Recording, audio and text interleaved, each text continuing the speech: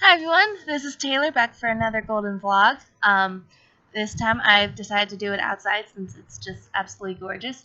So we'll see how Reese and my parents' dogs react to that. And we'll also see if I can actually see the questions on my computer screen since I can't really see anything since it's so bright outside, which is wonderful.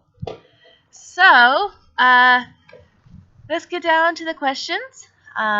First question this month is sorry guys, hold on 1 second. Is there anything you wanted to accomplish by now that you haven't? There is a few things. I would have liked to have gotten my level 2 license by now, teaching, which means I would have taught 3 years. However, I decided not to teach this year, which would have been my 3rd year. I have not gone to grad school, but we're waiting for financial security for me to be able to do that, since it's not like the biggest priority ever. It's just something I would like to do. It's on my bucket list. And as a teenager, I had worked on a fantasy novel that I thought would be published by now. So there's a couple things, but none that are all too important. Second one, what's been the best day of your life so far? There have been 2.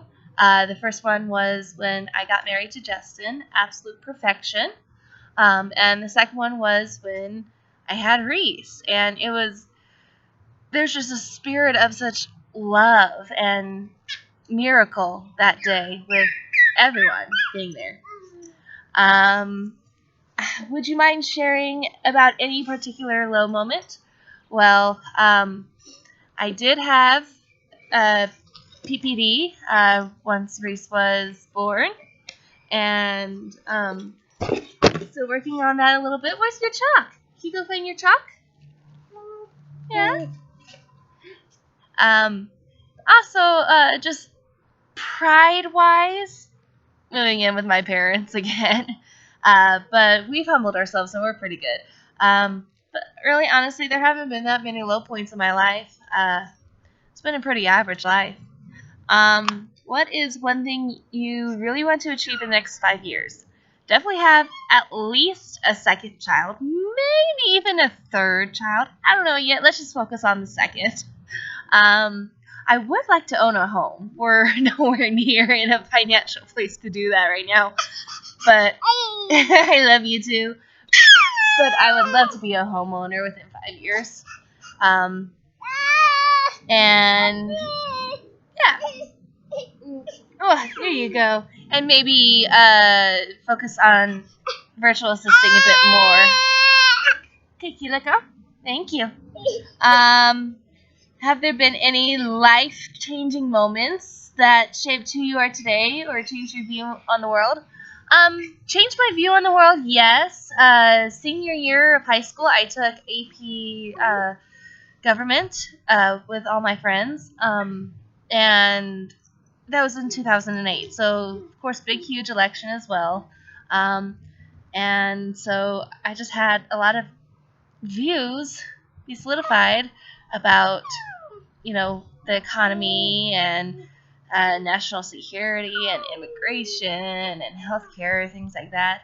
And I felt that I was starting to become aligned with Democrats more, which is interesting because I'm a Mormon, and typically Mormons, because they're conservative, they're Republican. Thankfully, my mom's a Democrat, so I'm not the only one. Justin's very Republican, though, as is my dad.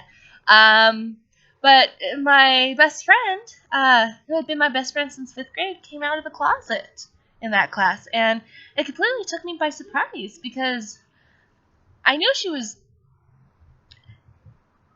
different, but I never would have thought that she was homosexual. And because of how I was raised in the Mormon church, it was definitely a struggle for me. I didn't know if I should stay friends with her or move on or hate her or hate the sin but love the sinner or whatever. But then I just realized, she's the same person that I've known since we were 10, and I want her to be happy. And so that's changed a lot of my views on homosexuality as well. I want them to have equal rights, but I still want to protect the definition of marriage itself. Hold on, Mama's almost done. Then Mama will play with you. And right now too, I mean, the whole issue with ISIS and the refugees coming in, I want to help them. And 9/11 definitely changed my view of the world too, especially as a teacher, especially as a history teacher, and seeing just how ignorant a lot of people are, that they think that all Muslims are bad because of 9/11. The students I teach, the teenagers now, believe that Islam is just a devil religion, which it is not. It's very good religion. But so yeah, just a lot of political things that really have changed the way I think. I used to be very naive and gullible when I was a kid, but now I'm learning more. Biggest life risk, and did it pay off? I am not a risk taker, guys. I like to have a plan. I like to know what's going to happen. I do not take risks. I guess you could say the only risk I took was, having a child, which wasn't really a risk because it was what I wanted to do my entire life, and I absolutely love it. I guess you could say a risk that we took was me not teaching this year. We knew it would be a financial risk for us. It has not paid off in the financial aspect, obviously, because we are no longer living in our townhome, but it has paid off in more important ways. Spiritually, I feel closer to my Savior and my family. Mentally, I feel a lot more stable. Emotionally, I feel a lot happier. And so it was better for me as an individual, as a Christian, as a wife, and as a mother that I quit teaching. So I guess you could say that was the biggest risk. And then the last thing, is there something you've said or done that if you had the chance you would go back and change? Do you mind sharing? Well, I wish I would have graduated with that IB diploma in high school, the International Baccalaureate diploma, instead of only doing history and English. I wish I had never stopped playing violin. I actually used to play violin 4th through 6th grade. However, our strings teacher in 6th grade was very mean, very cruel. If she got mad at you, or if she cut herself while tuning your violin or viola, she would bang it down. So my mom didn't want me in that environment. I didn't want to be in that environment. So I quit, and in 7th grade, I decided to do drama. But in 7th grade, she was fired, and I never got back into strings. I really miss playing the violin, and Justin would have absolutely loved me even more if I played the violin. He told me that. So, biggest mistake there. But really, that's it.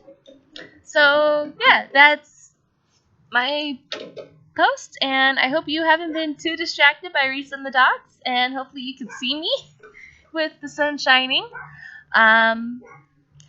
I'm loving this spring. I feel that even though, it's not an ideal situation that we're in right now, that it's been very helpful for Justin, Reese, and I to be able to just kind of focus on things other than finances, because we're saving rather than spending right now. And so we're all in a good place, and life is good, life is great. Amen. See you guys next time. See if I can see the screen to turn it off.